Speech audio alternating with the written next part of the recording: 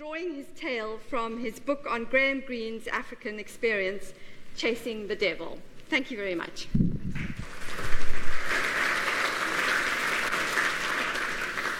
Thank you very much, and thank you all for coming. First of all, a word of apology. My name is not Jacques Powell. Sorry, it's been a bit of a disappointment. Well done, UCT, for being so disciplined on their water usage. We've got the glass from the previous lecturer here. I think that's... It's okay. I've just got back from where Ebola was founded in the Congo and then spread into Liberia. So whoever's laughed at me, lucky them. Well, and first of all, most importantly, of course, thank you for coming. This only works if there are bums on seats and attentive people, and it's a wonderful institution, the summer school. A brilliant institution. It's been running for so many years. It's a great honour to be here. But really the focus of this is the public interest, the fact that you want to come and listen to a variety of speakers. I'm delighted to share some of my knowledge today. But on an administrative point, if anyone can't hear, people feel dizzy during this talk, more likely catatonic, slipping into a coma, please, can we have proof of life? We apparently one of the speakers, one of the speeches earlier today, we lost someone on the stairs there, just a tumble and a bash and a broken bone. So please just signal if there's any discomfort. And we have a 2-hour slot here, which I acknowledge is a long time. So my strategy is to push through, no break, and we'll ease off at about the sort of 90-minute mark, and we'll see what the energy level is in the room. And if we want to hang for questions, we'll be here for that full 2 hours, and if not, we'll ease off. So that's the light at the end of it. I mentioned Jacques Powell because what an extraordinary story it is that we have a book there of non-fiction that has captivated the nation. And there's a wiser man than I once said that for facts, we read non-fiction, but for the truth, we turn to novels. A subtle distinction, but one that works, because when we're talking about the subject of this lecturer, a man who, as a journalist in his career, had plenty of background in non-fiction, reportage, going to places, checking details, but he also embraced the power of fiction, the power of imagination. And here he is, Harold. If you've come to hear a talk about Graham Greene, perhaps the thing you didn't know about him was that his first name was Harold. Harold Graham Greene, an Englishman, born in 1904. There's all sorts of funny little amusing things about him. He had 3 nipples. Strange tidbits you pick up about novelists along the way. And he hid his name. He went with Graham. Graham, because in the Greene family, Graham was a powerful moniker. And I wonder if it wasn't just a little subtle piece of marketing. The alliterative name works well. Graham Greene, an Englishman, coming from an English... Oopsie, we're jumping a little bit. Excuse me, while I speak a little bit of technology. Oh dear, we are jumping. We are jumping. Come back to me, come back to me, come back to me.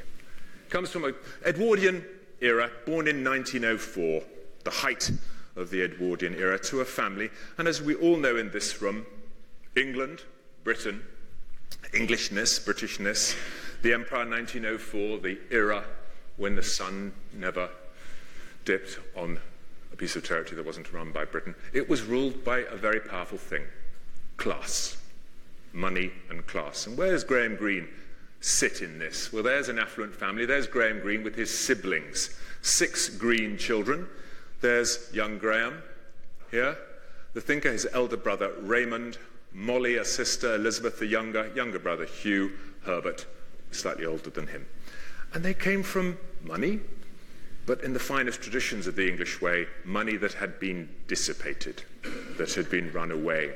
If any of you have drunk a pint of beer in the east of England, it's possible that you bought it at a pub with a brewer's name outside, Greene King. Greene King, Greene with the E on the end. That was where the family made its money, lots of money, when the brewing industry surged with the arrival of railways and local brewers suddenly made millions. They were the venture capitalists of their day. They were the internet millionaires because beer, as we know, is what the empire was built on. And the family had a huge pot of money 3 generations before, so wealthy that the next generation owned one of those enormous mansions in London in Kensington Palace Gardens, the ones tucked in behind Kensington Palace. They're owned only today by Russian oligarchs and Indian steel magnates. place, but they're huge, 27-room mansions in the centre of London, and that's where this family's grandfather lived. He was the governor of the Bank of England. So, from money, but it gets dissipated over the generations. As a son is born, as the grandchildren are born. Greene's family, his father was a schoolteacher, but a very clever schoolteacher, an talented schoolteacher, and a headmaster in Berkhamsted, a small town to the north of London. Famous as the place where William the Conqueror took the surrender of the Anglo-Saxons, having bashed Harold, shooting him with arrow in the eye down at Hastings. They go to Berkhamsted, and that's where William the Conqueror effectively becomes the Norman king of England. So some history there, and a school. And these are school children, but what an incredible bunch of siblings. And this is where we get to know a little bit about a talented young man, Graham Greene, because he's born to a cauldron of siblings of talent. They're all creative, energetic, and remarkable people. The older brother, Raymond, a soldier who's just young enough to make the First World War. He's born in 1904, so this photograph is dated at the beginning of the war.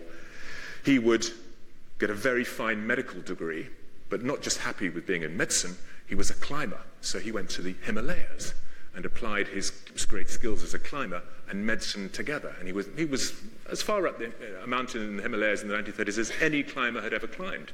Had he got it right, it would be his name, not Hillary's name, that would be remembered for climbing Everest. In fact, he designed the eventual oxygen equipment that took Tenzing Norgay and Sir Edmund Hillary to the top of Everest. So that's a climbing brother, and amazing. This man, Hugh, he would have become a journalist with my old alma mater, the Daily Telegraph, but he would then become the Director General of the BBC, the boss of the BBC. Elizabeth here, senior MI6 person in the Second World War, sending agents hither and thither, dealt with a man called Kim Philby, if that rings any bells with you. So that's a Thursday. Herbert up here, got to be a bit of a black sheep in any family. He was the remittance man. Fond of a drink. This bottle of red goes well with this bottle of red. And a bit of a lost soul. He worked in the margins, saw these siblings doing well, and was frustrated. He would end up actually spying for Japan in the Second World War, in London, followed by MI5, a hopeless spy, leaving trails of evidence hither and thither. But what an extraordinary bunch of siblings to come from. And there's just a relief that Molly here had a perfectly flatline life. So when a biographer did tackle the family, he said, thank the Lord, I've got Molly, so I don't have to spend 3 more years researching an incredibly rich character. So Greene is born to this. He's born to money that had been there, is dissipated. Dad is now a teacher, a headmaster, but not quite as moneyed as that owner of the Kensington Palace mansions from generations before. And how is he going to how is he going to develop? A man of letters from a very early age. He went to Oxford, to Balliol College. But within the family, there's another thread that needs to be mentioned. The mother and the father of those 6 children were cousins, first cousins one time removed. And the family had a history of what is known euphemistically in the Edwardian era as melancholia. Mental illness, what would have different diagnoses today. An uncle of theirs had serious health problems and was institutionalized at St Andrews in Northampton, one of the toughest, most austere late Victorian mental institutions you could imagine, tied to the radiator, that sort of thing, 2 generations back. So they were very aware within the family of this reality, and when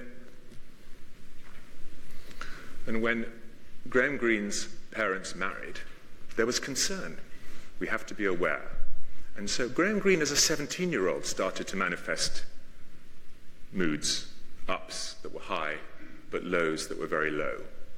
And today he would be diagnosed as suffering from depression, or put in the category of bipolar. And those peaks were very high, but at a very early age he was also suicidal. And the family were on that from a very early age because they were aware of the history within the family and the closeness of mother and father. They sent Graham Greene to an institution as early as when he was only 19 for residential care with a psychoanalyst. 1923. I find that extraordinarily modern. Like going to a therapist today, some people still balk at that in the 21st century, but at the beginning of the 20th, the Greenes were modern enough to do that. And Greene dealt with it in the way that he would go through much of his life. He dealt with it very seriously, earnestly, and then fell deeply in love with the female therapist and had inappropriate thoughts about her and had to confess them to the husband. How deep did that melancholia go for Graham Greene? He tells us later, much later, because he was a reluctant autobiographer. He was fascinated in others, but like so often is the case, didn't like the laser turned on to him. But when he did write autobiography towards the end of his career, he talked of Russian roulette. Raymond, the brother, the soldier from the trenches with the uniform, brought home a pistol. And Graham remembers as a teenager and tells a story about taking that pistol out and spinning the chamber and putting it in. But I told you he was a Balliol man, so he missed. The same college as Boris Johnson. He goes to Oxford.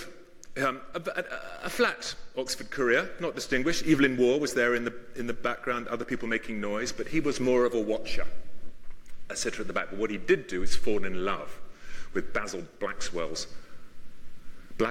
secretary. And there she is, Vivian, a secretary he met when he went to the publisher Basil Blackwell. If you ever go to Oxford, the big bookshop dominates Broad Street, and then it has its little annexes elsewhere. He walks into the office and sees a woman at the, manning the door, guarding the door, the secretary, and frankly falls immediately in love. Greene was a man of extraordinary immediacy in his passions. And there's evidence of letters written that night. There are letters and messages left by Graham Greene, and theirs was a very profound courtship. She was an ardent Catholic, and Graham Greene, as a born an Anglican, needed to convert. And he did this whilst working as a junior journalist up in Nottingham just after leaving Oxford. He worked as a journalist on a local paper in Nottingham, the city, of course, most famous perhaps in literary terms for D.H. Lawrence. But he writes later in his life, he says, having been to Africa and seen and heard other people be rude about Africa for its lack of civilization, all I can say to them is they were never in Nottingham in the 1920s. He converts to Catholicism in the 1920s. As a journalist, local paper, he goes to the Thunderer, the Times in London. And oddly enough, I draw a parallel here with Bill Bryson, a very successful contemporary writer today who equally worked at the Times for a few years. In his case, coming from the United States, but coming to the Times and working in exactly the same department as a sub-editor. And in those days, it does feel a long time ago because newspapers have been so eviscerated in previous years, the sub-editors were very powerful. And Greene had a job as a journalist, was able to marry, set up home in London, but his calling wasn't in non-fiction, wasn't in newspapers, it was writing. He backed himself. He did a very brave thing in the late 20s. The Depression is on. And he goes and leaves the Times and sets off. Now, I talk about him with these sort of anecdotes and some degree of detail, because Greene had an extraordinary feature which makes him so fascinating to study and to research, and that was he left an enormous amount of evidence. He wrote, on average, 8 letters a day for his adult life. 8 letters a day. So over the years, biographers, and then, of course, there are manuscripts, and then there are texts, and then there's correspondence between following up, and all sorts of material. And all I can say is, thank God he wasn't born in the era of Twitter, or else he would never have stopped. But those 8 letters a day, archived, some cherished, some lost, are still rich enough and consistent enough for us to paint a picture. And this is where this detail comes from. In fact, he was so passionate and so into communication that the day he left finals at Oxford, the day he left his exams, he left the exam hall, he was rushing to see Vivian, the love of his life, on the other side of Oxford. And there's evidence that he actually stopped in a post office and sent her a telegram saying, I will be with you soonest, my love. So it's extraordinary, sort of willing to communicate in that urgency. So for him, words were key. He's left London now, and he's a wanderer, really. He's married to Vivian. There are no children at this point, and he's in his 20s. and he is wandering through Britain, rural Britain, in the Depression. He lived in the Cotswolds. And this is not the Cotswolds of today's sort of, Cameron's Cotswold suppers with Rupert Murdoch's acolytes. This is cold, this is Laurie Lee, pre-Laurie Lee. Cold, mucky lanes, farmland, houses you had to heat yourself, worrying where the next meal would come from, non-pasteurized milk being bought at a corner shop and you may or may not keep it fresh. Austere English rural conditions.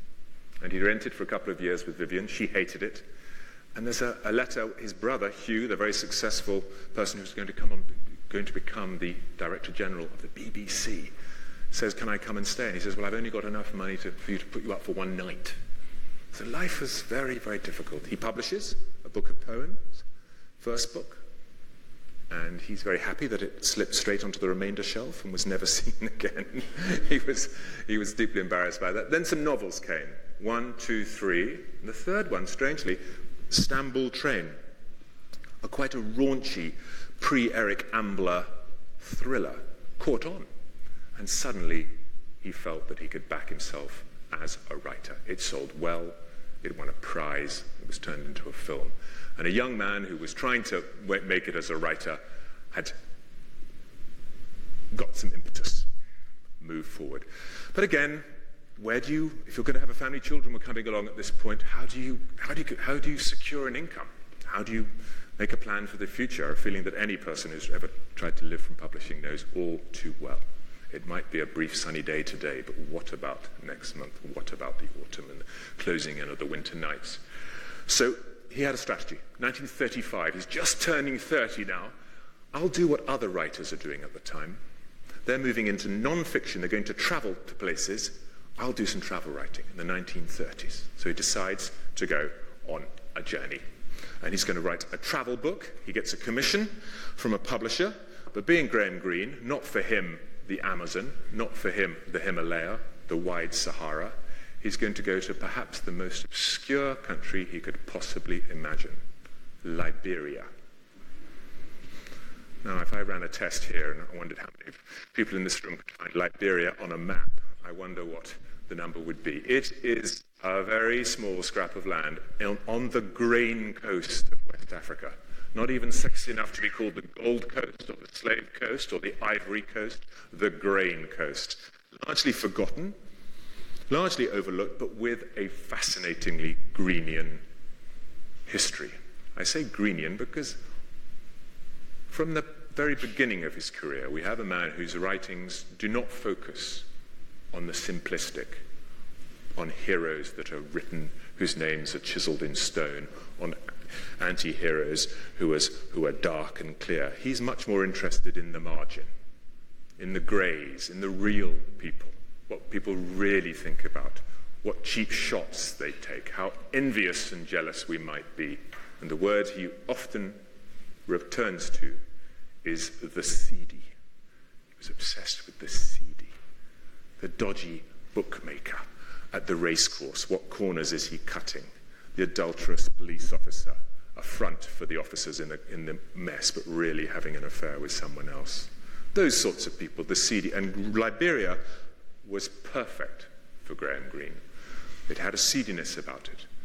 It was known as the Black Republic, a place not ruled by white men in Africa in the 1920s, which makes it extraordinary, out of the ordinary.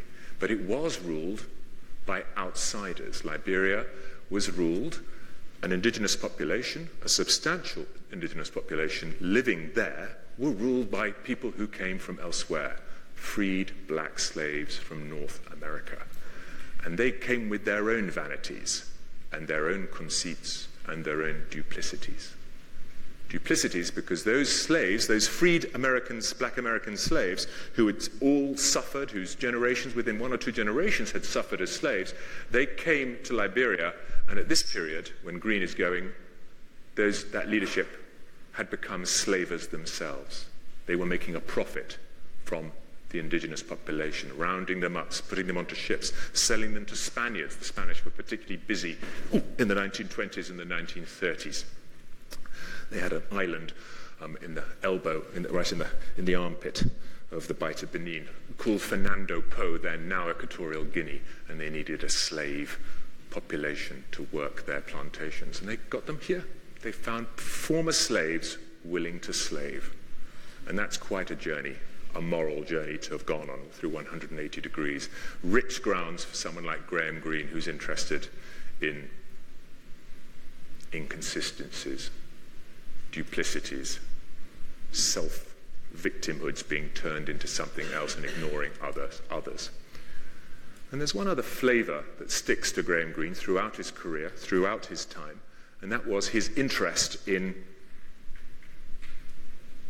espionage, in finding out the real story, not the public story, but the story that is hidden away. At this time, his own brother, the climber, Raymond, has already been approached by MI6 to work and find out things from the Himalayas in the country of Tibet, north of Nepal.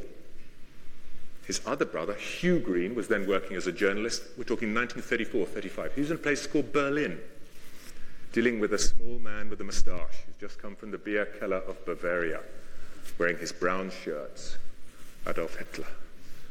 And Hugh Greene, I find this quite extraordinary, was one of the very first journalists to go to Dachau. And he invited his brother, Graham, 1934, to Dachau. Dachau was then not a death camp. It was a concentration camp, a concentration lager. But we have Greene, a writer, interested in moral duplicity, already on the ground in Dachau. And when I see the reference in 1936, when he writes his book and refers to this, I'm yet to find an earlier reference to concentration camps in Germany, published in English before Graham Greene. So he was prescient, aware of the importance. Liberia, he goes to Liberia because a melancholic man, a challenging man, a man who's come close to death with this episode with Russian roulette. There were other episodes of self-harming and taking aspirins. And in a way, he writes very convincingly to Vivian, the reason I'm going to Liberia, I want a journey that will take me to the edge. I feel most alive when closest to death, he writes. These are the words of someone who is deeply melancholic. 1931, so he's 31 years of age, 1935. But being Graham Greene, he needs to take a companion. And he sets off for Liberia, January 1935, from Liverpool, and he takes someone with him. A cousin, Barbara Greene. She comes from another part of the family that have held on to their money a bit tighter than the headmaster father of Graham. Her father had made squillions out of coffee in Brazil. And you can imagine what the Brazilian plantations, what they used for their workforce. And also money in the Caribbean, in sugar plantations. And you can imagine, everyone in this room knows how those profit margins were driven. So this was a family that relied on slavery, and Greene was going to go to a country that had a whiff of slavery about it. And in the papers and in the letters, it's possible to find Greene's linkage with MI6. A very indirect one, but it's there, in black and white. So he goes on this trip to find out for the British intelligence, are these people in Liberia still slaving? So it's the perfect trip for Greene. It's going to be a challenge, it's risky, and it has a whiff of espionage to it. Now, the only reason Barbara comes along is that they meet at a family wedding a few weeks before, and he's hell-bent on going to Liberia. And he works the room and says, who's going to come to Liberia with me? He works his brothers, and they all say, no, we're busy, we're occupied. And he works everyone else. Who else is going to come to Liberia with me? And Barbara, the cousin, is the last one standing. And by her own admission, she was absolutely sloshed on champagne when she heard. In fact, I think she was so sloshed, she might have misheard. I think she thought they were going to Iberia. And here she is, dressed for Portugal and Spain. I don't think she was really dressed for what they did, which was an extraordinary journey. To get into Liberia, there she was a beauty, a fascinating woman, and she plays a very important role for Greene, because I mentioned a man who has toyed with Russian roulette, who has toyed with these self-harming incidents. He wants to push himself. He wants to go off radar and take risks, and Barbara will help him. They go on a ship. There's Graham at the back. It's one of these steamers that went out of Liverpool to West Africa. There's Barbara.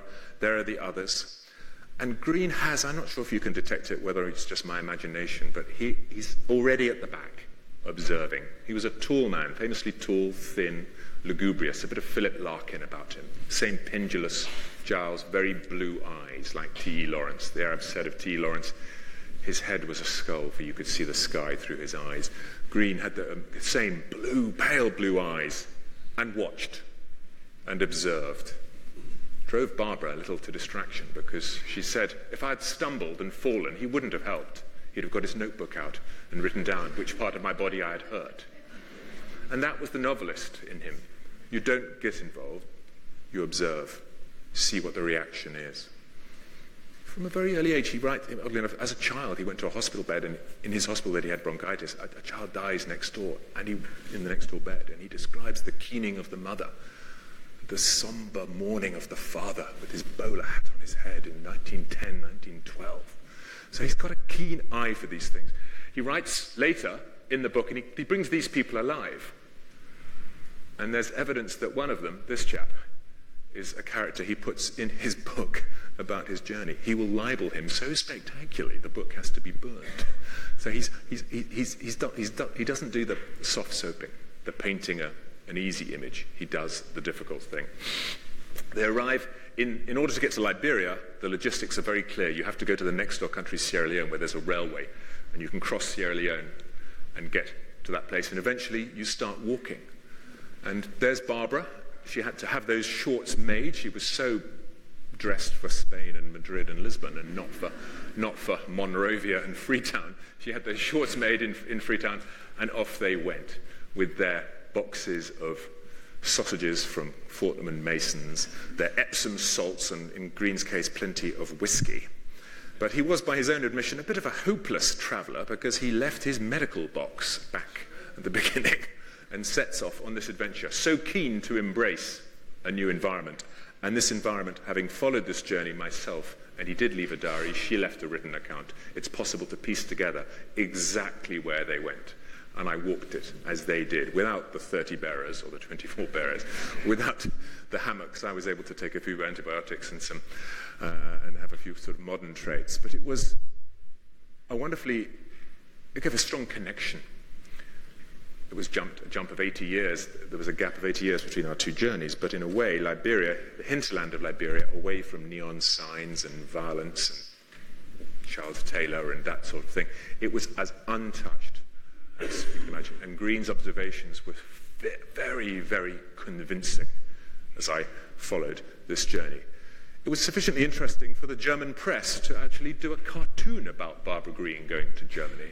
You can read in the Gothic script here, recently had the news that in these recent days, Barbara Greene, they misspell her name in the finest traditions of newspapers. An English girl with a great beauty has gone on a journey into Dunkelste Africa, darkest Africa. And there they are, and they're pretending that she's a beauty. You see the exclamation mark? That's her exclamation mark, and she denied it. Nonsense! I'm not that type of person. She was a remarkable woman. She wasn't remotely interested in sort of Marlene Dietrich looks. She was there to challenge herself and to take herself out of her comfort zone in the same way that Greene did. And this is Greene's first taste, not just out of Europe, it's his first taste with Africa.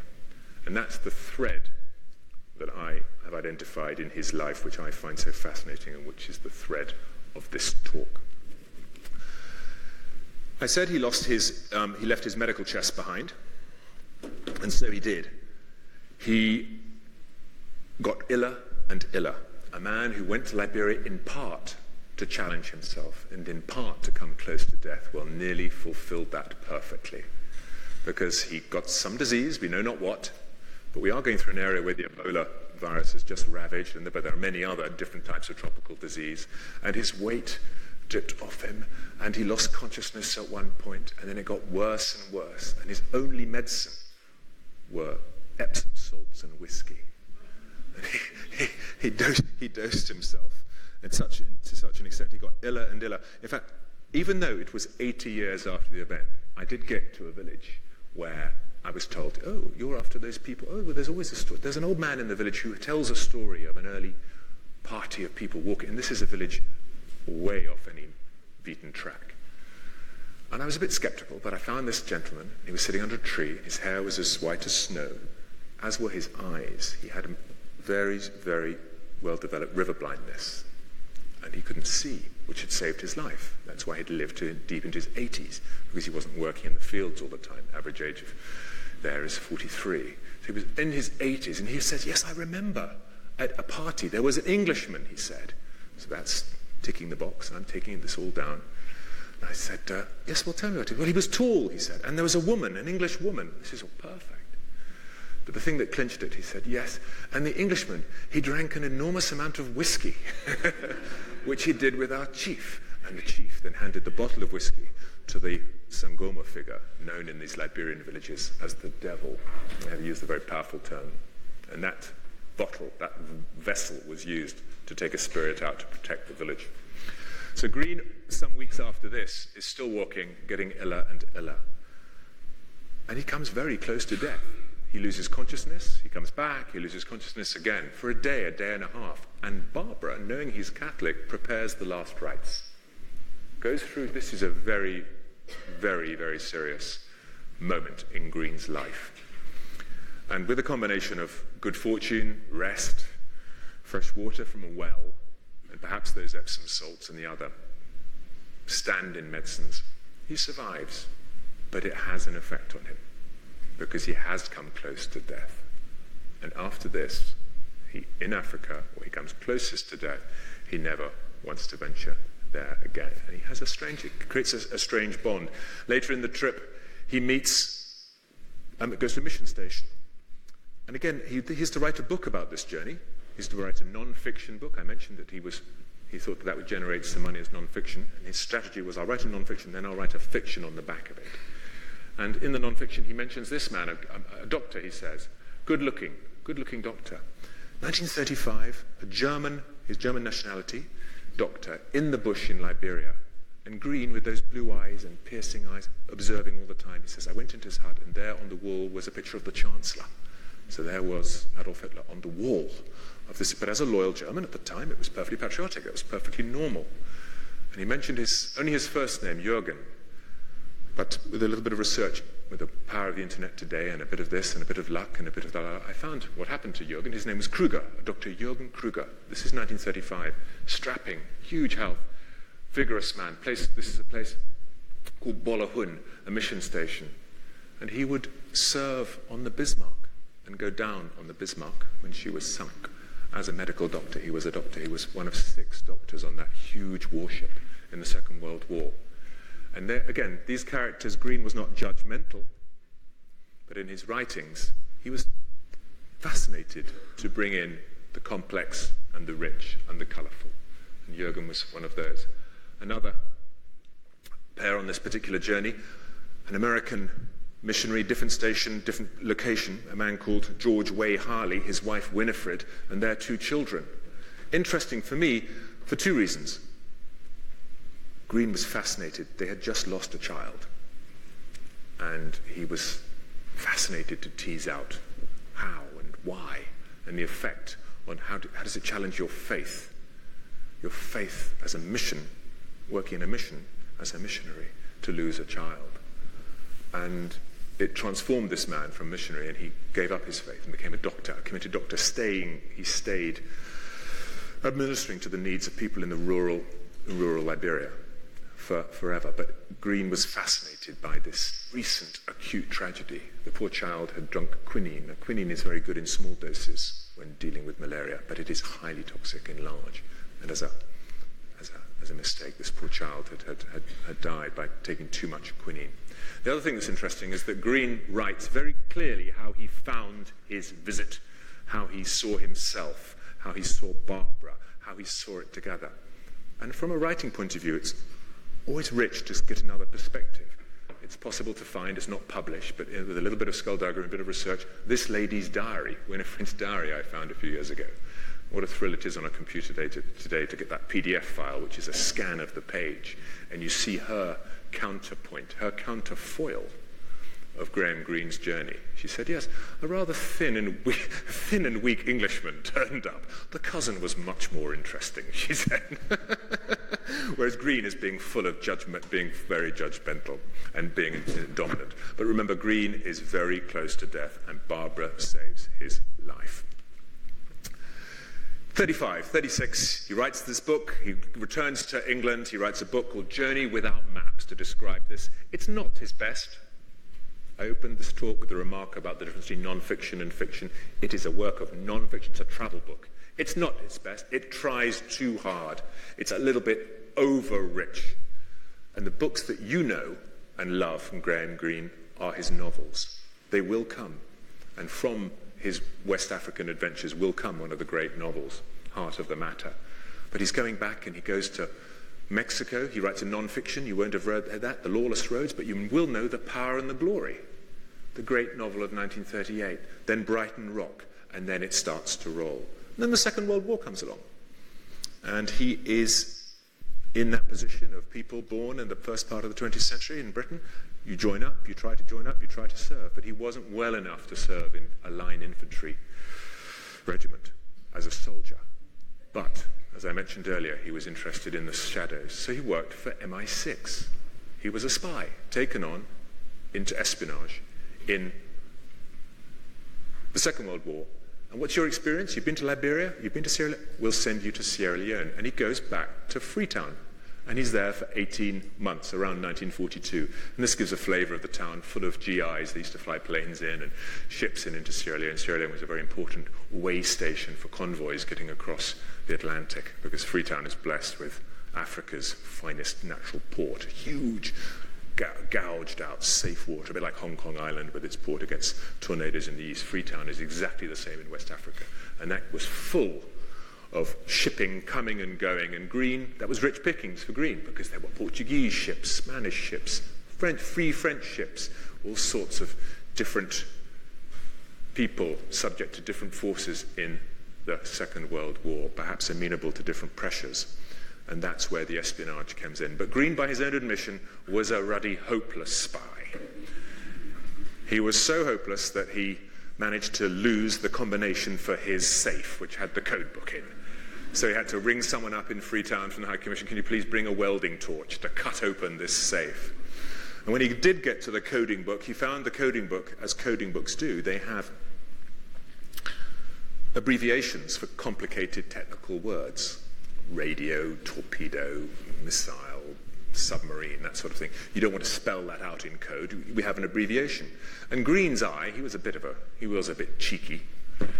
It just was caught by the word, a word that he didn't expect to be in a code book for MI6. The word was eunuch. Eunuch. And he thought, how on earth can I get that into a message back to MI6 in London? And the opportunity came a few months later. He was invited to a regional meeting of the regional heads of MI6 in Bathurst, what is now Banjul. Now I can write. So he codes the following message. In response to invitation to meeting Bathurst inst, must reply thus: as eunuch said to the emperor, I cannot, repeat, cannot come. We have a character who wanders onto the stage, a man called Nick Lloyd, who is a very serious MI6 man who will later debrief Philby. And he remembers, I remember Graham Greene running around Freetown full of whiskey and fun, running down the harbour at the quayside saying, has anyone got any French letters? So I'm giving you a flavour of this man. This man was red-blooded, had married, converted to Catholicism, but was straying, and his relationship with Vivian had parted. And he was having affairs. And it was those affairs and those pressures that would allow him to write, for example, The End of the Affair, one of his great novels that many will have read in this room and be familiar with. That's addressing of guilt is a theme that runs through all of Greene's writing, especially when elided with Catholicism, and how absolute elements of faith and devotions and sacraments are in the Catholic faith. Dealing with making those commitments and then breaking them are very, very important. And out of this experience and the Liberia comes the novel The Heart of the Matter, which many will be familiar with. It was made into a film in the late 50s, Trevor Howard, and it's a police officer in Freetown, in Sierra Leone, whose marriage has died, and he has an affair with a young woman, and the guilt that then ensues from that. So all the time, Greene is aware of the more grey aspects of life, the less clear, the less transparent ones. But he sees it in Africa, which I find so intriguing. That novel, The Heart of the Matter, begins in a hotel, and this is the actual hotel upon which he bases his fictional hotel. He changes the name slightly from City. Here is the City Hotel in Freetown. It was a wonderful institution in the 40s, 50s, and 60s. It was run by a toothless Italian Swiss called Alberto Ferrara. He'd come out there penniless and he'd run a hotel. And it was a marginal hotel. It was on the edge of a brothel and a bar and a hotel. And Greene loved it. He loved it. As he wrote in one of his descriptions, he said, in the bar, any time of day, you could always meet the sort of men for whom the race of life had been run and not quite won. I know those bars. I've been in many of them. Sadly, I didn't make it to the city, because by the time I got to the city, there's Greene going back to remember it in the 60s, because it is to him what Raffles is to Singapore. In Freetown, it was the colonial hub. It was the place where ideas were plotted and characters formed, affairs developed. There he is on those stairs. You see those sort of balustrades there, wandering up. This is in the 60s, as I say, him going back to remember. And this is how I found it when I cover Sierra Leone. And you see the same staircase? You can just about convince yourself that's the same staircase going up and doglegging. This is when it has stopped all attempts to be a hotel, and it is now just a knocking shop. Rooms by the hour, you lean against the door and put your foot up against the door. This was Freetown during the worst times of the war of the 1990s and early 20s. I was there as a journalist, and in true Greeneian fashion, found it fascinating but terrifying, disorientating in the lack of control. Two dear friends of mine were killed May the 23rd, 2000. I was with them the night before. They were killed going down a road, fell into a rebel ambush, and, there but for the grace of God. I knew them after working with them for many years in Bosnia and Kosovo, and they knew how the Balkans worked, but when it coming to Africa, it was slightly different, and we hadn't worked it out. Sadly, they paid for the price. It was terrifying. Eventually, the hotel, when I go back for my last trip, that's what's left of it today. A sad moment for anyone who's interested in colonial architecture. Anyway, so what is Greene? Greene is now a novelist of great acclaim. Brighton Rock was late 30s, very successful, will be turned into a film. Power and the Glory, he's still his own favourite novel, still from the 1930s. Second World War. But this is Graham Greene in Malaya. Long before they talked about embedding journalists with soldiers with the American Army in 2003. This is how he behaved. I mean, it's extraordinary. He went on patrol with the British units, Gurkhas, British officers, going out into the bush in the Malayan uprising, the insurgency, when communist rebels, when I'm sure you're aware of what happened on the Malayan Peninsula. Rubber plantations, remote rubber plantations being attacked, and the British fought fire with fire. It's where the SAS developed its modus operandi for today. And not for him sitting behind a desk stealing stuff from the internet as a journalist, journalizing and churning other people's content. He actually went out. It's extraordinary. In Indochina, he got into a French pilot's bombing bay, and they went on combat runs. So he's a very committed and intrigued, and a writer who was committed to knowing how, in great detail, with great authenticity, the context in which he would then write his novels. Because in Malaya or in wider Indochina or in Southeast Asia, he would then go on to write a novel. He was a man with such imagination, he could conceive of something almost inconceivable today in the Trumpian world. He could conceive of the quiet American. And that was his novel from this period. But he wouldn't write without doing extraordinary research and extraordinary detail all over the world, but there was always a reference to Africa. he had seen in Liberia on that trip in 35, in 41, 42, when he works as a spy, with the people he knew from Africa. He would go to the Mau Mau uprising in Kenya in the 1950s, constantly brought back here, and yet the novels he's most famous for are not hooked on Africa. They're not connected. And yet, we'll just discuss in a moment why that might be. In the 50s, he does come back to Africa. He goes up the Congo River. Not for him. I'll just read about the Congo and use that as the base for a novel. The novel will become The Burnt Out Case. It tells the story of a burnt-out British professional man who chooses, of all places, the upper Congo River and a leprosy colony as a place to escape to purify his mind and get away from the confusions and modernities of London. He uses that as a novel, but in order to do that, he spends 3 months here with a doctor, Dr. Michel Lechat, here in the Congo, 1953. I mean, to get that, I can't tell you how difficult it was then. It's even more difficult today. And Lechat would spend decades there, and Greene would be his most interesting visitor. But he spent months there. He wanted to try and focus on what faith, how you'd be driven to put up with such austere conditions. What would motivate you? And in the Congo, he found rich pickings for that novel, but also for his other writings. He's now hugely successful, Greene.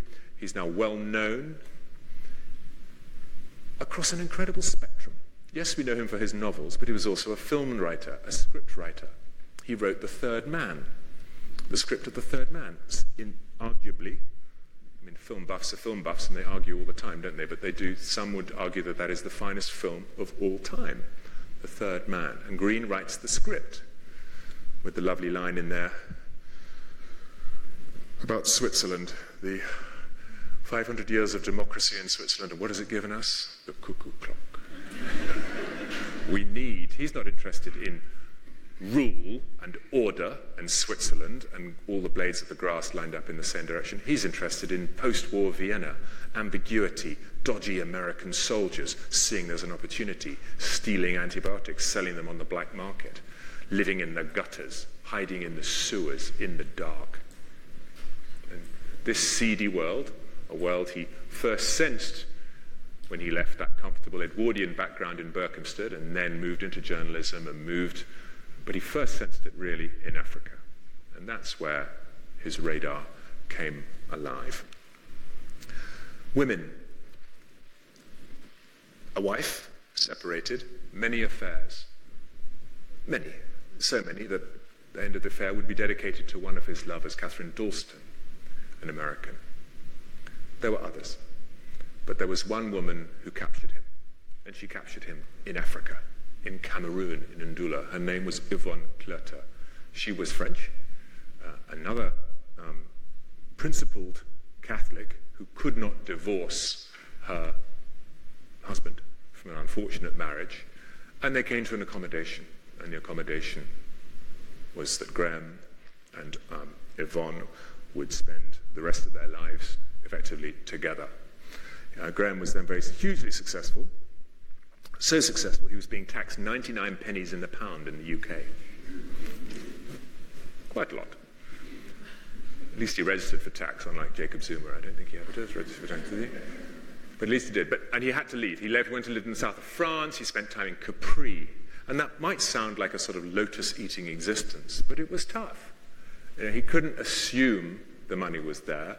The family had dissipated. There were all those siblings. Hugh was successful, as I mentioned, but Herbert, that remittance man, was still hand out. And there's evidence of great generosity in these 8 letters a day that you can piece together. Great generosity, great consistency, a little bit of belligerence, perhaps, but always an acknowledgement that it was on those African trips in the 30s and the 40s where his framework was made, his important moral framework that allowed for grey. He said in Liberia, things were so pure, there was no artifice, there was no camouflage. When a child was ill, they died. The grieving had to be done, but it had to be got on for survival. There was no hiding.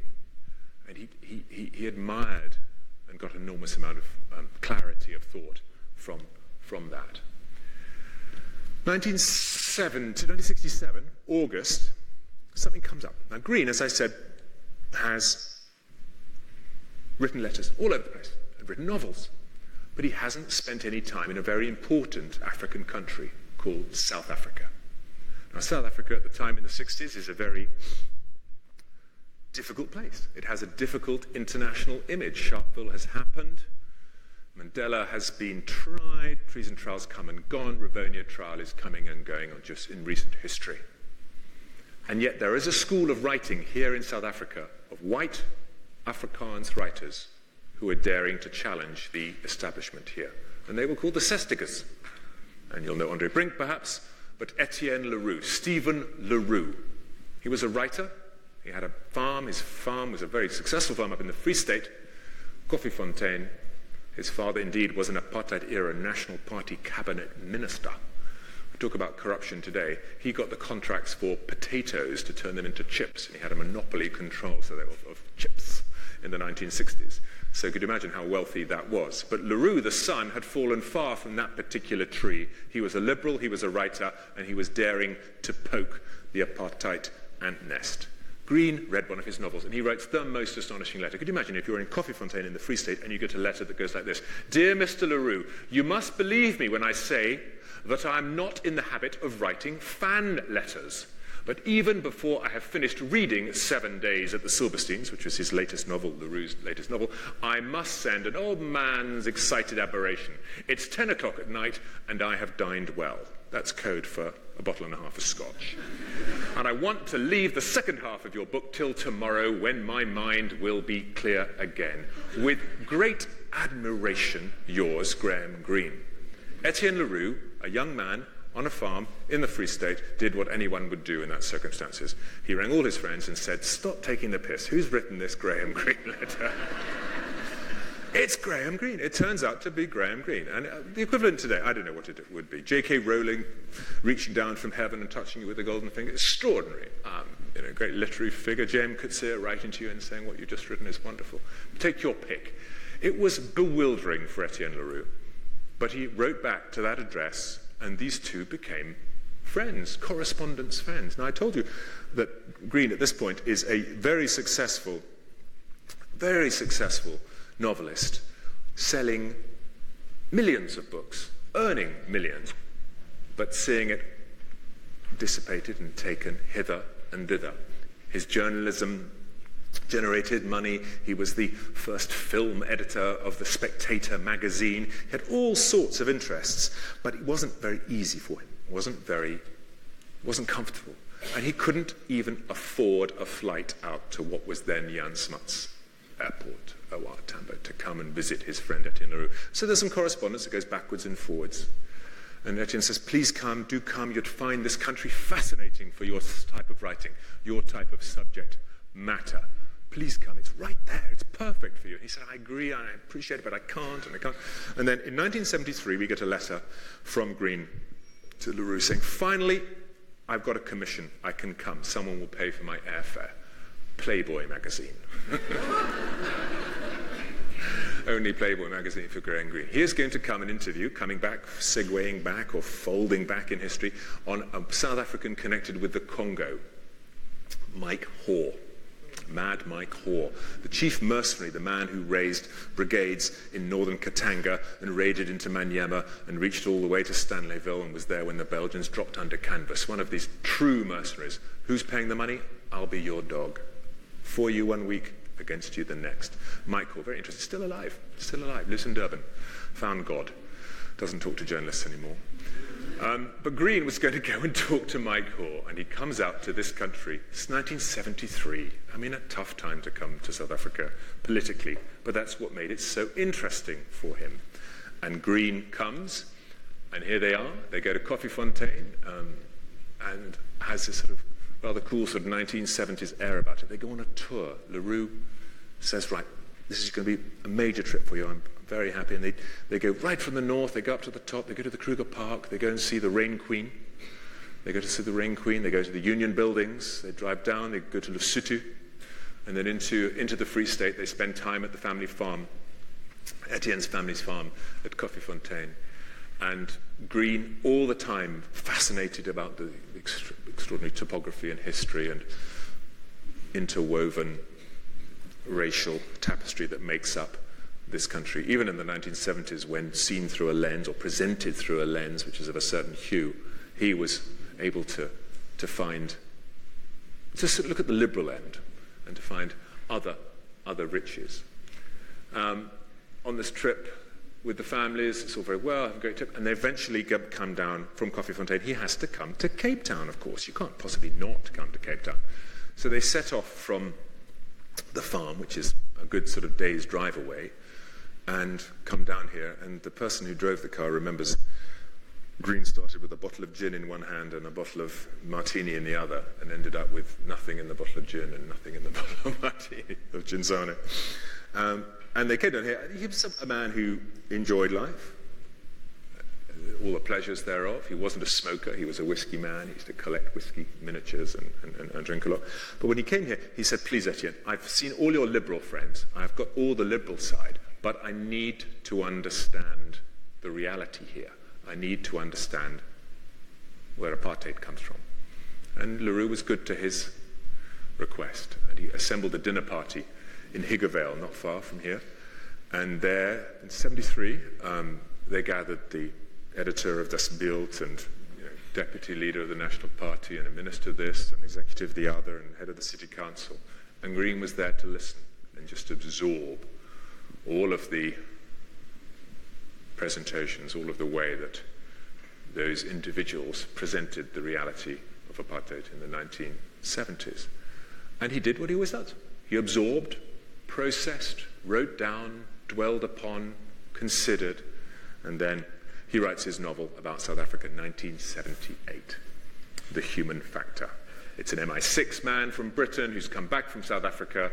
He's been disgraced here because he fell in love across the colour bar, and he is chased by boss to London. It's quite a raunchy story. Greene was always very modest about his novels. He said some are novels, some are works of genuine literary merit, but most are entertainments, he said. He put this one in the category of entertainment. Made a good film. And Greene was able to deal with South Africa through the lens of Britain's post-colonial relationship, the colour bar, love across the colour bar, and how that was unacceptable for the regime and how they would hound this man as an MI6 man and use it as a threat against him elsewhere in the world. So I've told you about a man whose career starts in the 20s as a journalist, develops in the 30s after the truly remarkable Liberian trip, which is largely ignored by biographers. It's developed through, he writes his novels by going to places, traveling, gathering authentic, contextualized information, and then presenting a novel. That was the type of person he is. But what was interesting for me as I came to look at that Liberian trip and the connections with the MI6 world, he'd been approached by MI6 to find out about the slaving within that country. He'd also been approached by the Times newspaper, "Would you write stories to me?" What was interesting is how they were underplayed by those who have come after Greene. Now, he, oh dear, jumping again. Towards the end of his life, in the 1980s, he would meet up with Barbara, wonderful Barbara, the lady, the cousin he went on the Liberian trip with. And on the anniversary, they did the trip in 1935, so here we are, 40 years on. Her letter to him is lost, but his letters were always copied. He kept them. This is why there's so much material on Greene. And it goes like this, writing to Barbara. She's just written to him to say, "It's been 40 years since we did that trip." And he writes a rather beautiful letter which captures for me so much about him and his relationship with Africa. "Dear Barbara, by God, I think you are right. 40 years. I would have loved to split a bottle with you, preferably not champagne." If you notice, he can't spell champagne. And I've seen it in other letters. He also spelt champagne like that. I've never been able to get an explanation, apart from that he was a Balliol man and they were pretty sloppy. With a little asterisk up there, it shouldn't be champagne. It should be whiskey with water with warm filtered water and squeezed limes, which is how they took their whiskey back in Liberia. To me, too, that trip has been very important. It started a love of Africa, which has never quite left me, and that led to Freetown in the war, and Kenya and the Mau Mau afterwards, and the Congo, and the Cameroons, where I stumbled on Yvonne Clutter, the blonde, absolute pocket rocket of a woman who he spent so much time with. Altogether, a trip which altered life. And so here he is in a letter acknowledging how that trip changes everything, puts him on a different direction, but also changes it in the way which he expresses in his reluctant autobiography. I mentioned he was a man who wrote letters, but was not a happy person to have the laser split on, focused on him. He would write 2 volumes of autobiography in the late 80s and early and late 80s. And they both refer to the Liberian proximity to death, that proximity, the moment he was so ill when the medical chest had been left behind, as the moment he learns to love life again. And so without that Liberian trip, there would be no Graham Greene, no Brighton Rock, no Travels with My Aunt, no Honorary Consul, no Man in Havana, no yada yada, and so on. And so on that level, that simplistic level, it's important. But what I find intriguing is that he has been the subject of an enormous amount of biography since he died. Not autobiography, biography. They've fought over him. He dies in 1991, and here is Yvonne standing near the tomb, Swiss border, in a small village overlooking Lake Geneva. So he lived a full life from 1904 to 1991.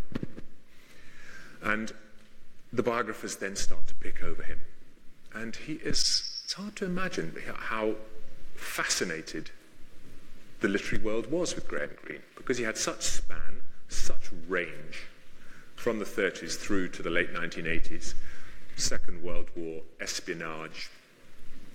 He was so versatile, writing film scripts, writing newspaper reportage. He was writing newspaper pieces way late into his life, very happy to acknowledge that his roots as a writer came from observing and writing things down as a reporter, as a journalist.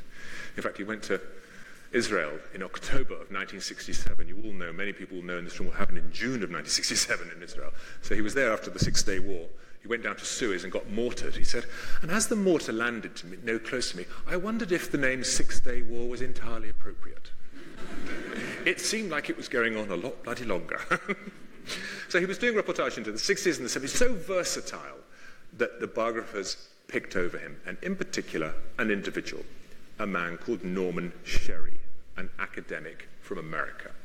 The academic from America, Norman Sherry, he would move to Texas. Why Texas? Because Texas, oddly enough, has an extraordinarily rich library resource, and in Austin, the library there had co-located these 8 letters I mentioned, 8 letters a day, the manuscripts, all of the written material, the literary estate of Graham Greene. And Sherry would write 3 volumes of biography, each 800 pages long, with the footnotes that go on for hours a day. So it's, if you're going to tackle Greene, you've got to pour yourself a very, very deep whiskey and set about Sherry. Now, what's interesting about Sherry is that he ignores Africa. Makes almost no reference to what I'm talking about. The Greene comes alive when closest to death in Liberia, that life is changed in Africa, that these endless research trips coming back here, these endless things. He makes absolutely no connection. And I find that curious. Yvonne Clutter and this man Sherry would clash. Greene, as I say, 3 volumes of biography. The first comes out just before Greene's death. And Greene sees it, and he's not happy. The second comes out, and Yvonne is not happy. And she writes one of the greatest put-down notes of all time that any author could receive. This is to the man who has been interviewing her and the wider family and poring over Graham Greene's papers for the last 20 years. It goes like this. Dear Professor Sherry, you have betrayed Graham, You have betrayed his family. You have betrayed your craft. Never contact us again. So Sherry burnt his bridges with the Greene family. But Greene has this funny way of haunting us from beyond the grave. I wonder if anyone in this room has read Eats, Shoots and Leaves. We're familiar. Lynn Truss, very successful book, pointing out the value of punctuation. Greene gets a nice reference, a nice few pages in Eats, Shoots and Leaves. He is dying of leukemia in France. He is very close to death. He's 2 or 3 days from death. And Sherry, a pushy man, the man is the biographer, who's done one volume and is pushing on and going to do the second and is upsetting the family, is in the room. And he's insistent and he's pushy. I mean, I had dealings with him towards the end of his own life when I was researching. He was a difficult person to deal with, but he's pushy, and I try to picture him in the room. And he stuffs a bit of paper under Greene's nose to sign. And basically, it was Sherry's attempt to make sure that he, and he alone, would keep access to Greene's papers. No one else would. So he sticks a piece of paper, and it reads like this: I, Graham Greene, grant permission to Norman Sherry, my authorized biographer, excluding any other, to quote from my copyright material, published or unpublished. That's pretty clear, you would say. Pretty unequivocal. It's saying, I give Sherry, excluding anybody else, to quote from my copyright material. So that's going to put the barriers on anyone else doing some work. And Sherry, pushy, man is ill. Norman Graham Greene, ill, in his 80s, late into his 80s, mind was still sharp enough to ask for a pen. And he put a comma there. There. And if we just pause and think what that might mean, it means he, Sherry, is the authorized biographer, excluding any other. He's now only the authorized biographer. And by doing that, he made sure that anybody else could have access to the copyright material, published or unpublished. Such is the power of the comma. We can argue about it or discuss it later if you want. But one simple comma with his biro was enough to deflate the Sherry balloon. Sherry, if you read these 2,400 pages, and I have, he simply doesn't touch on Africa. It's all Mexico, it's all Latin America, it's all Southeast Asia, without the fundament to it all, the foundation, which is that at the beginning of his career, he would go to Liberia and challenge himself. He would work as a spy there, and he would frame his understanding of the world. And that, for me, is an omission, and an omission that I have been rewarded to explore when I did my original journey, when I followed his trip in Liberia, to piece together in minute detail what Greene got up to on his trip, where he went, what he saw, what he might have seen, what mistakes he made, because he was, by his own admission, human. He tripped, he stumbled, he made things, he got it wrong. In his original book about Liberia, he got the national anthem wrong of Liberia. These things happen.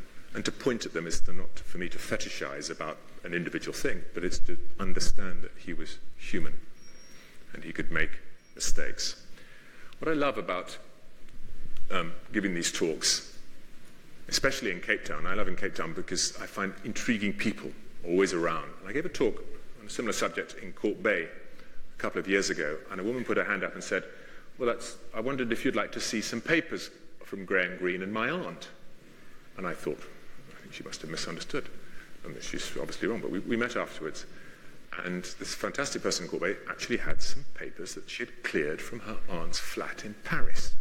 And her aunt was Ruth Lazarus, who was a South African liberal who had left here shortly after 1948, the National Party come to power, and had formed a career outside the country, but was very much in the active circles against apartheid, and lived in Paris and was a close friend of Yvonne Clutter, the mistress, the last mistress of Graham Greene's life. In fact,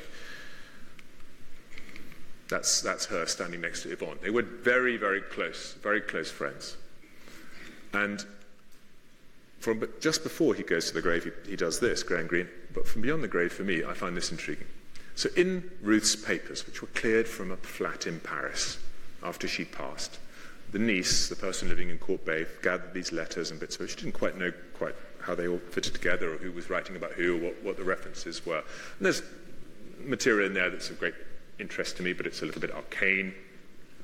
But there's one little intriguing thing which I want to share with you, leave it hanging in the air. She writes a letter. Greene at this point is so popular that it's not just Sherry who's writing biographies about him, but the publishing industry is still chewing over his bones in a way, like hyenas pulling at the carcass. They are really, he's so rich as a 20th century writer that there are other biographers. And someone writes a book, another person, not Norman Sherry, and it's pretty negative about Greene. Goes on about the love affairs, goes on about the this and the other. And Ruth goes in to fight and writes to her and says, you're wrong. You've got him wrong. You're describing him as unprincipled, as unpolitically active, as totally neutral. You haven't a clue of what you write.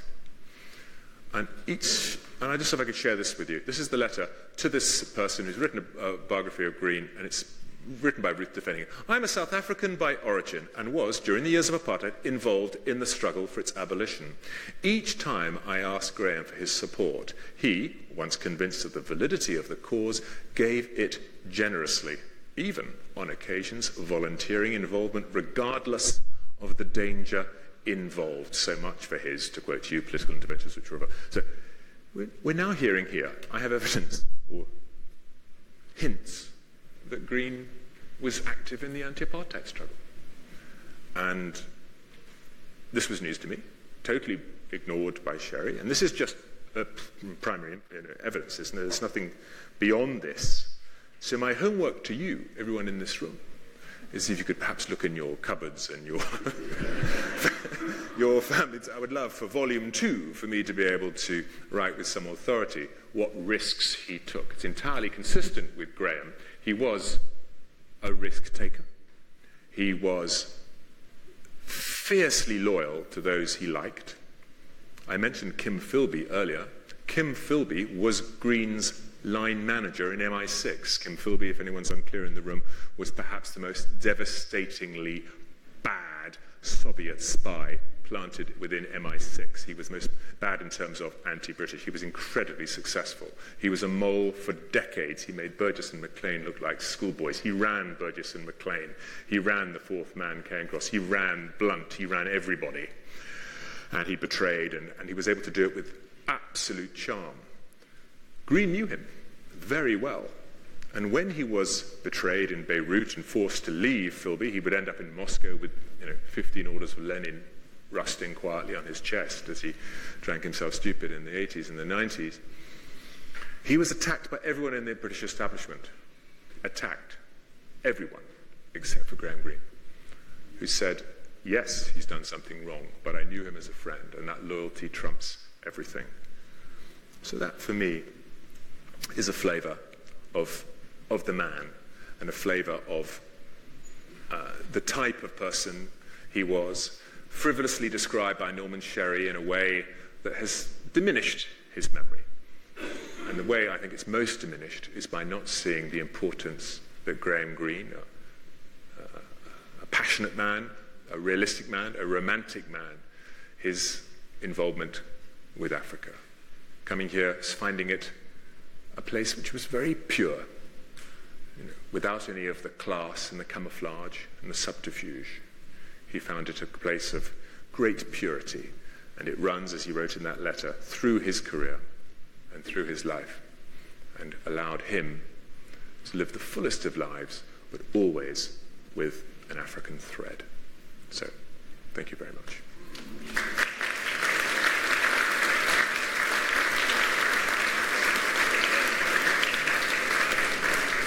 I'm aware that we've got some time for questions now, but before we do go to questions, I would just say I brought some books to sell. Always the heavy yoke that any author has to have is you have to carry lots of books around. If you'd like to buy one, we have a reduced price of 200 Rand for today's for the summer school. But are there any questions that come to mind as a result of the journey I've taken you through Graham Greene's life from 1904 to 1991 and beyond, and his connection with Africa? There's one question in the middle. How much of his time he spent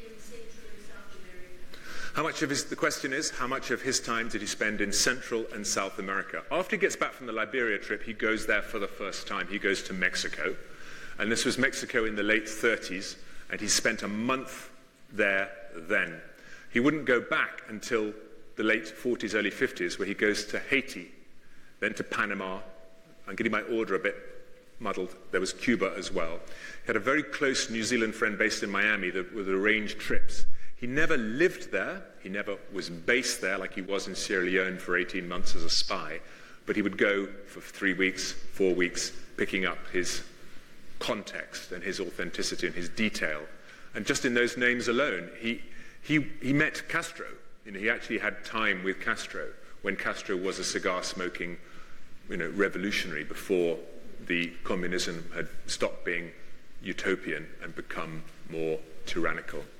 And he was in Haiti, of course. Haiti today, remembered in recent times for its terrible earthquake, but also remembered as Papa Doc and the corruption thereof. He had a knack for finding places that would become, as I said it somewhere in the talk, he had a prescience about him. He seemed to have a divining. He would divine places that would go a little bit crazy, and he would get there before. So, long answer, short answer is, he spent months over the next decades in these places, didn't live there, visited, spoke quite good Spanish, was committed from a sort of left-wing liberal point of view to look at places where right-wing regimes were being toppled, but primarily Mexico, Panama, Cuba, Havana, Cuba, and Haiti. Question here at the front? My most memorable book is apartheid-era. Did Sherry, obviously not about Africa, did Sherry at least understand the politics of what Greene was saying? It looks like that. So the question is about the 1960s novel, The Quiet American, and the question is about the biographer Sherry to say, did he understand the context in which a book like that was written? I would say yes. The political sense. And the third group, and the fact that we had a communist and a non-communist and a middle ground, and this third group being manipulated by the United States. I think he did. Sherry's connection to Greene is that he had written a biography of Conrad, and he had worked on the Conrad book by going to where Conrad had traveled. And Conrad had rich travels, as you all know, not least in the Congo. But he was himself from the Ukraine, Polish origin family, traveled the world, was a sailor. Of course, as a sailor, you're all over the place. And Greene liked the fact that, as a biographer, Sherry got off his backside and didn't just do the library, the armchair, and liked that. And so he approaches Sherry and said, would you be my biographer? Way back. And I think that's the selling point that Sherry had. Probably over time, that probably got distorted a little bit because he didn't travel so much in his later years. I think he fully would have understood the context. And of course, by then, Southeast Asia was being chewed over by the greatest minds of the day, and it was very clear where the ambiguity was, and third forces were being armed in Vietnam, coming in from Laos and from Thailand, and you were relying on groups that weren't necessarily so controlled or controllable, so biddable. So he wouldn't have missed that. And in fact, that's the point about Sherry's biography, is that he 800 pages of in three volumes. He didn't miss, he travelled in quite a lot, but he ignored the African theme, and he was too sophisticated not to have known the context. He did. And Greene himself, he wrote a book, Quiet American, or perhaps even The Honorary Consul? No, Our Man in Havana. This is a satire. What I'm saying is, the book about the Quiet American is set in Southeast Asia, but it's timeless, because you could move it to Afghanistan today, or to Iraq 10 years ago, or to somewhere in the Balkans 10 years before that. The Our Man in Havana, we have a desperate situation where MI6 don't know anything, and they're so desperate, they're so gullible. A man, Greene's imagination, is a vacuum cleaner salesman who hoodwinks them into thinking, oh yes, I've got plans of Russian missiles being brought to Cuba, and he sends them copies of the instruction manual for the vacuum cleaner with the tubes. And it is ha ha ha, it's laugh, laugh, laugh, but it's desperately serious when planes getting scrambled as a result of this. Now, that might sound frivolous, but in 2003, George W. Bush's administration invaded Iraq because of information given to them by a CIA-compliant source in northern Iraq, who was given the nice code name of Curveball that span and swerved in the air, swerving is the operative word. He came up with any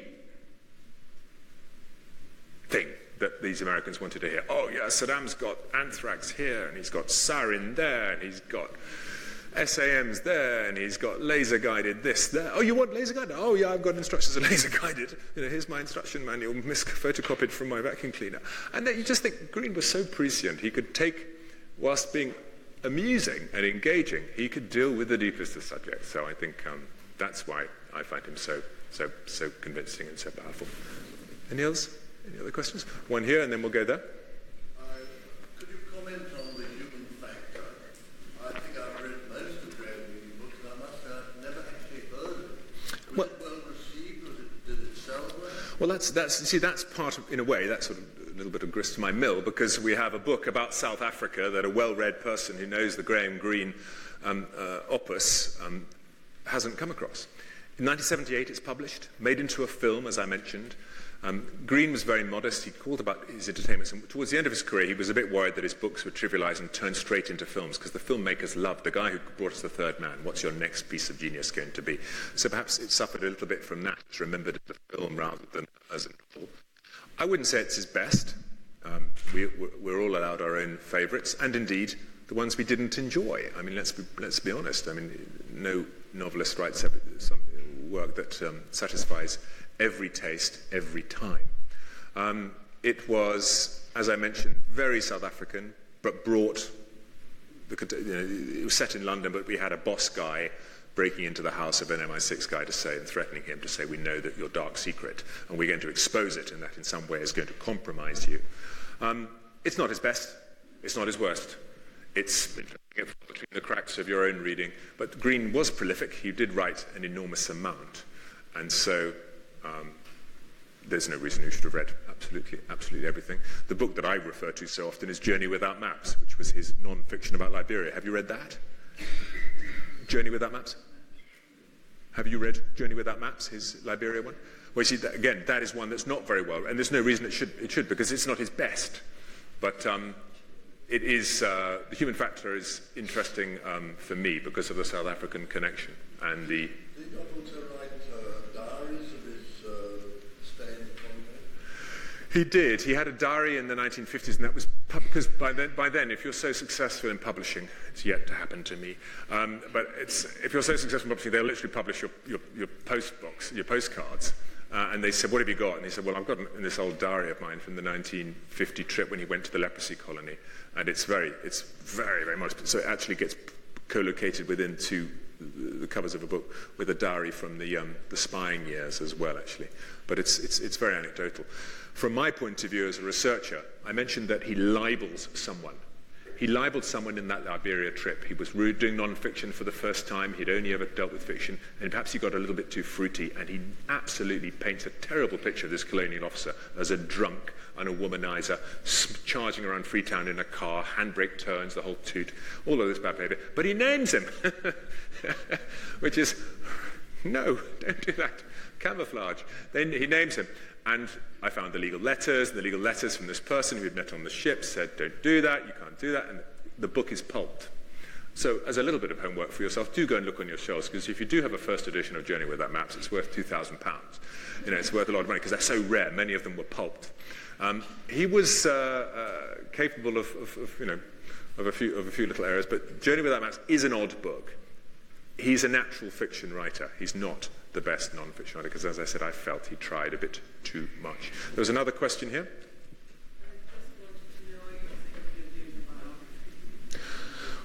Well, you would have thought that I've just talked about a guy, 3 volumes. 3 volumes of 2,400 pages. You'd think there's enough. And there was the one that Yvonne's friend Ruth was defending. Another one. There's been 2 others which were very, very controversial. You'd have thought there's enough. But even today, best part of 30 years after he passed away, there is an appetite to such an extent that I do know of a biography being written, not by me, and by a better person. Oddly enough, a man called Richard Greene, with an E, but no relation. God has a deep, long memory and a deep sense of mischief. He's a Canadian academic from the University of Toronto, and he is not of the Greene family, though he bears their name, and he was entrusted to edit some letters of Greene a few years ago.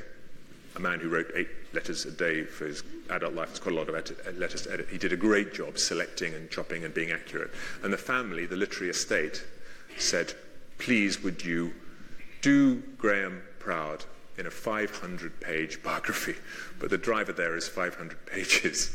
And those are the major parameters. So you'll get, Richard's book will be coming out in the next year or two. And oddly enough, we've been in correspondence about Africa, and I was in Toronto doing something else not long ago, and we shared some notes, and it was very intriguing to hear someone equally passionate but much more knowledgeable than I on the broad things. He would have been able to say exactly how much time he'd spent in Latin America, for example. He would know the dates to share some things, and he was intrigued. He didn't know about Ruth Lazarus. He had no idea about this letter that alluded to Graham Greene's activities and willingness to take on risk if fighting against apartheid. So you don't have to read your 2,400 pages. You can wait for the shorter version coming soon. I think we have got one there, and then we're kind of towards the end. Yes, please.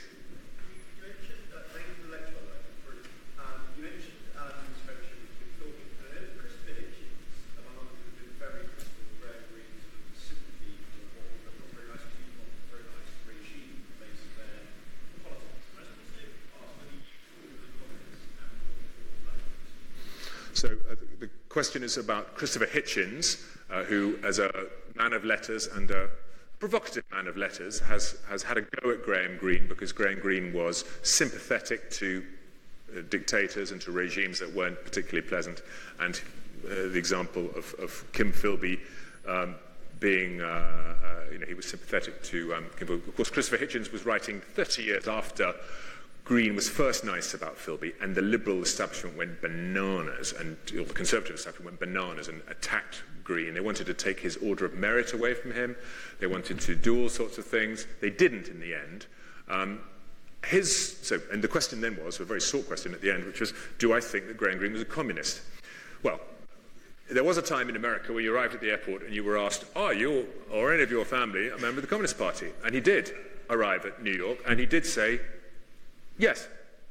And they said, what? And then the guns were cocked. He had been at the Communist Party in Oxford in 1923 because they had a good summer party that year. That sort of thing. His politics, which, is kind of understandable. His politics were not the politics of the ideologue. They were the politics of the realist, the opportunist. What are the current circumstances? And remember the context. I told you about a man who went into Dachau in 1934. Communalism gets pretty attractive in 1934. I mean, Kim Philby is not alone, nor is Burgess, nor is MacLean, nor all of those characters. There's an enormous sympathy. We didn't know what Uncle Joe was up to then. Lenin is dying dead, and Uncle Joe what's happening then is developing. We had no knowledge of it. We still thought, the establishment, or the certain sort of liberal educated classes thought communism was that utopian sharing, we all got the common purpose. And Greene was very much in that group. Was he a card-carrying member of the Communist Party? No. He had been for a very, very brief time at Oxford, which is why the Americans wouldn't then let him in, and there was all sorts of to-do. But you also allude to a good part in your early part of your question, which is he was sympathetic to nasty regimes. He was very sympathetic to Fidel Castro. At the time, up against a very hardcore right-wing American neocon-backed Cuban regime, Fidel Castro was a romantic figure. Che Guevara, cigars, cut thrust of the Cold War before the Cold War had atrophied. He was very supportive of Fidel Castro. And I hope I intimated in this. I was telling about a man who is not a saint. Greene is no saint. But he was a rich and fascinating 20th century figure because of the route his life took him on. I don't ever see him as being a car character. He writes in some of the correspondence with this woman, Ruth, actually, when the regime were jailing poets, the Castro's regime was going hardcore and being tyrannical and jailing poets. Greene came fiercely to their defense and stood up against Castro. So he had the ability to flip, to change, and it just made him very real. And there's one other little connection with South Africa that just comes to mind. I said he was from a large family, a wealthy family. They had traveled the world. He had an aunt, sister of one of his parents, called Alice Greene, and she comes to South Africa. And she is here throughout the Boer War. And she is spending an enormous amount of time with that group of white female colonial figures who were fighting against the British. So his own aunt was out in South Africa, helping Boer prisoners and campaigning fiercely against. And just to confuse matters or to make it Greenean, she was lesbian, which I think was very exotic in the sort of 1910, 1905 period. Which a very interesting character, and a character largely ignored by the establishment. But it's what conservatives is fair to challenge him on these things. Totally fair, but I think if you were to imagine what it was like in the 1930s, when you were a young man, those things would have been fierce tempting. You were not having the same information that Hitchens has in the 1990s, I imagine, when he was writing that sort of thing. Question, and then we'll call it a day. Have I lost anyone else into a catatonic state? No, I think okay. That's a nice natural break. Thank you very much for your attention.